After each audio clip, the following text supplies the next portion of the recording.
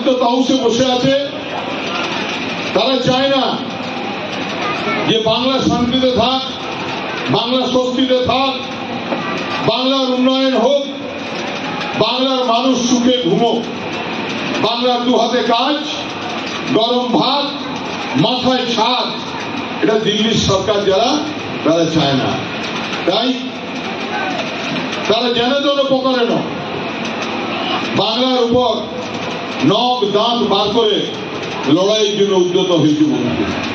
তাই এই লড়াই বাংলার মামাটি মানুষের লড়াই, এ লড়াই খেটে খাওয়া মানুষের লড়াই, এ লড়াই সর্বহারা মানুষের লড়াই, এ লড়াই মা বোনেদের লড়াই, এ লড়াই মমতা বন্দ্যোপাধ্যায়ের ইজ্জতের লড়াই।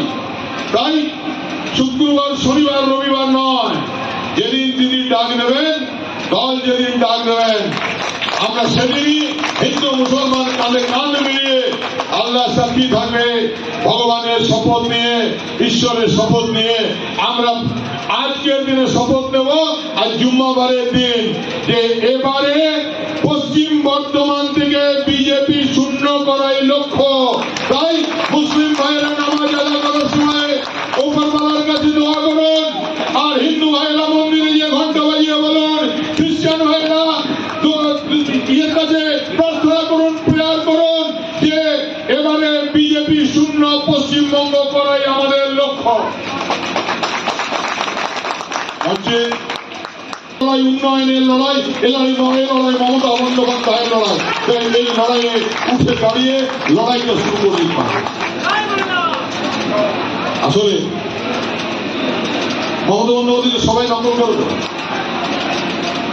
ঠিক যখন ভোট এলো, বিজেপির অন্যান্য প্রভিন্সে, অন্যান্য রাজ্যে যারা নেতা নেত্রীরা আছেন, তারা গোপনে লোক পাঠান, भाई दीदी का इतना जनप्रियता की कारण क्या है, हिंदी में ठीक बोलो तो दीदी। तो তারা জানলো যে দিদি মানুষের জন্য কাজ করে। দিদি একটা বাচ্চা জন্ম নিলে পরিবেশকে বাঁচাতে দিদি নিয়ম করেছেন যে একটা গাছ সে নবজাত শিশুকে উপহার দেওয়া হবে, যাতে ওই গাছটার থেকে যখন বড় হবে তার লেখাপড়ার খরচ বাঁচবে, লেখাপড়ার খরচ বেরিয়ে আসবে এবং সেই সঙ্গে পরিবেশ দূষণ থেকে বাঁচবে। দিদি কখনো বলেন যে আমাদের তো এক সময় ছিল আমাদের মহিলাতান্ত্রিক সমাজ, আমাদের মাতৃতান্ত্রিক সমাজ। আর দেখবেন যারা আমাদের সমাজে, এই সুজিতকে দেখুন না, সুজিত যদি বলে আমি ছেলে মানুষ করেছি, মেয়ে মানুষ করেছি, তাহলে সুজিত সবাই মিলে চাকরি মারবে।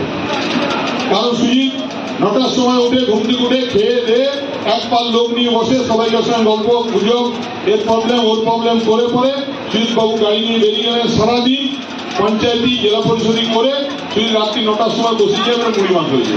কিন্তু মুড়ি মাছটা জানেন তো, কিন্তু সুজিতের পরিবারে যিনি দায়িত্ব নেন তিনি সুজিতের স্ত্রী।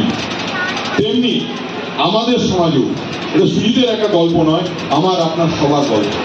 তাই মমতা বন্দ্যোপাধ্যায়ের স্বপ্ন যে বাংলার মাতৃতান্ত্রিক সমাজকে আবার তুলে ধরতে হবে।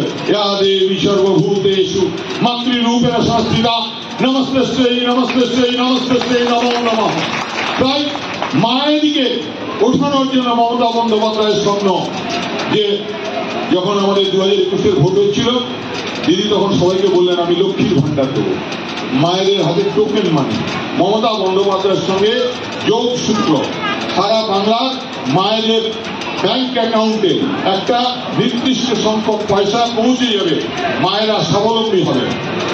অনেকে তখন বলতে শুরু করেছিল যে এটা ভিখারি জল দিচ্ছে।